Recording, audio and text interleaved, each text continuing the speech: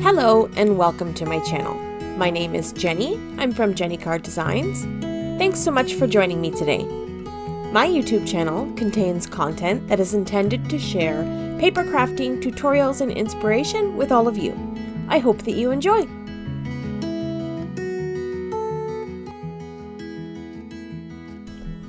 In today's video, I have a really fun, cute, and easy chop it up inspired project for you today. I've got this cute, adorable little gift bag and coordinating gift box. All of this created using 2 sheets of 12 by 12 pattern paper. I've used some baker's twine for the handles on my bag and some baker's twine to tie the lid onto my box. Let me show you how this is done. I've got this really gorgeous, elegant paper pad that I picked up from Michael's. This one was not a hot buy, although I did get it at 40% off, so it was still about the same price as the hot buy pads. So I'm just going to flip through this book until I find a piece of pattern paper that I want to create my projects with today. And I found this beautiful mint green floral. I'm going to grab my scoreboard and my bone folder, and I'm going to put this into my scoreboard and turn the pattern paper facing down. I want to score on the back side of this paper.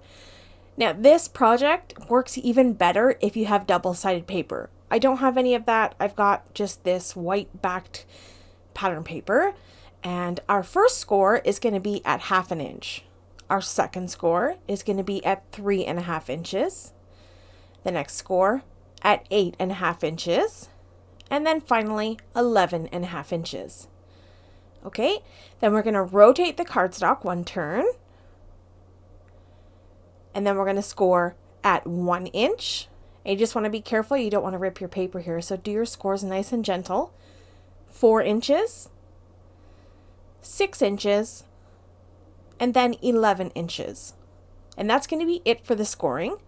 I'm going to show you my little drawn out template off to the side here, just so that you get a better visual of what we're planning to do here. So this is what our paper looks like currently, with the 1 inch scores at the top and the bottom, and the 1/2 inch scores on the sides. Okay, so this is a visual of what your paper looks like with all those score marks. And I'm just identifying which one is the bottom, which one's going to be the side, and which one's going to be the front and the back. The back and the front are the same thing, it doesn't really matter, but this part is wider than the sides. Okay, I'm going to solidify the lines here that you're going to cut. So we're not cutting anything away just yet. We're just going to identify where we want to make some cuts along the score marks in the paper. Okay, so you're just going to come along with your scissors and cut these sections, and then we're going to cut away some of the little corners that are just extra that we won't need. So I'm just going to identify which ones those are. So I've outlined all 4 corners, and we'll cut the same piece away from all 4 sides. And you'll see this makes a lot more sense as you start cutting up your paper, but I think this visual will really help you see what the finished product should look like when you're done cutting. Okay, so we're going to cut away those 4 areas. Then the other parts that we're cutting, we're just cutting it down to the second score line. I'm marking this one out in red here. So we're just going to cut along those score lines. We're not cutting anything away except the parts that I've marked as an X. Okay? All right, let's get to cutting, and I'll walk you through these steps. So first we're going to identify where the 1 inch score marks are. So I want to make sure that my 1 inch score marks are on the top and the bottom. I'm going to grab my scissors and I'm going to make 4 cuts. I'm going to cut down all 4 of those score lines, and I'm going to cut past that 1 inch score up to the second score line. Okay, I want to make sure my cuts are nice and straight here, and I'm just cutting down all 4 sides. I'll cut those little side pieces off in a moment. Okay, once we've got that complete, I'm going to come back and I'm going to cut those little side pieces off. Okay, nice and straight, just come right in, cut that piece away. And then to the other side, same thing, I'm going to cut that little piece away. So here we've got that front of our box and then these 2 little corners. We're going to go ahead and flip the paper around, and we're going to perform the exact same action. I'm going to cut down all 4 score lines, going past the first horizontal score line to the second horizontal score line and stopping there. And then I'm going to cut those little side pieces away. Okay, so that's going to be it for cutting. Now it's time to crease all of the folds. I'm going to grab my bone folder and start creasing my folds. You may not be able to see this very well, but I can see my score lines just fine, and I'll go ahead and crease all of the score lines. And if you'll see, I'm just trying to show you that little side flap that we cut off is going to fold up and adhere to the front of our box. So we're not really going to see those pieces, so we don't need to worry about creasing those little score lines there. We're just going to tuck those in. Okay, so this is what you should have at this point in time. And this is how this comes together. These side flaps fold up, and we're going to apply adhesive to those and glue them to the front and the back of our little box. Okay, so I'm just using some double-sided adhesive here. I share this adhesive in all of my videos. It's my favorite. I've been using this for years. I'll have it linked in the description down below. It has so much tape runner on it. One roll of this Kokoyu dot liner is like 5 times the regular crafty tape roll that you would find with most major brands. And so it might seem expensive at first, but to be honest, it is the best investment. I just keep buying this same over and over and over because it's just the best. It lasts forever. Okay, so I've adhered that little side. Okay, so I'm just trying to show you. It's hard kind of like with the camera overhead. I want to make sure that you can see what I'm doing. That little 1-inch side flap, I'm going to apply adhesive. Once my sides are glued down, I'm going to fold that little flap over top. And it's just going to create a little sturdy little, attachment to our box to clean it up and make sure it's nice and strong. And then I'm going to go ahead and do the exact same thing to the other side. Now I just cut it out. It was too fiddly trying to show you on camera. Apply all your adhesive first and then adhere everything together. You get the idea. Same thing both sides, and then I'm going to take the little 1/2-inch score mark on the side flaps, add some adhesive to there, and fold those in. And then the bottom of our box is complete. You can fill this full of candies or whatever you want, little gifts or cotton balls, I don't know, whatever you want to put in it. Okay, so this box now measures 5 inches by 4 inches exactly. So I need to create a lid that's going to give me just enough space to slip it over top. So I'm going to show you how I'm going to create that. So I've done my measurements. I figured that my box is 5 by 4 inches. Okay, so this is how I figure it out. I draw a little sort of sample, okay, 4 by 5 inches, 4 across the top, 5 in length, and then I'm going to add some numbers. I feel like this is the absolute most simple way to figure out measurements for a box. So what I do is I add 1 inch for the side wall to the left, 1 inch to the side wall for the right, plus an additional 1/8 of an inch just for space so it will fit. And I'm going to do the same thing for the height of the box. I'm going to add 1 inch to the left for the sidewall, 1 inch to the right for the sidewall, plus 1/8 of an inch for space. Okay, so our piece of paper for our lid, we're going to require a piece that measures 6 1/8 by 7 1/8. So I've got that second piece of pattern paper that I picked out of my package, and I'm going to cut this down to 6 1/8. And then I'm going to save that other piece off to the side. That is what our bag is going to be cut out of. Okay, then I'm going to turn this and I'm going to make another cut at 7 1/8 of an inch. And then this gives us the size that we need for our lid. And we can save this other piece for a card. So those pieces off to the side for now. Now let's pop this in the scoreboard. And we're going to score at 1 inch on all 4 sides. There's no fancy tricks here. It's just so easy. Once you have the paper size, 1 inch all the way around, and boom, you have a beautiful, perfectly fitting lid. So I'm just going to come in and I'm going to cut those little slits and cut away just a little tiny sliver. Now you want to make sure that the part of the lid that lines with that score mark is nice and straight. You want to cut the little extra sliver out of that little foldy tab because it's going to be folded under, you won't see it. So I like to just cut away a little extra of that so that it tucks in nicely and it doesn't stick out and it looks nice and clean. Okay, so I'm going to do the same thing, making sure that that score line is nice and straight.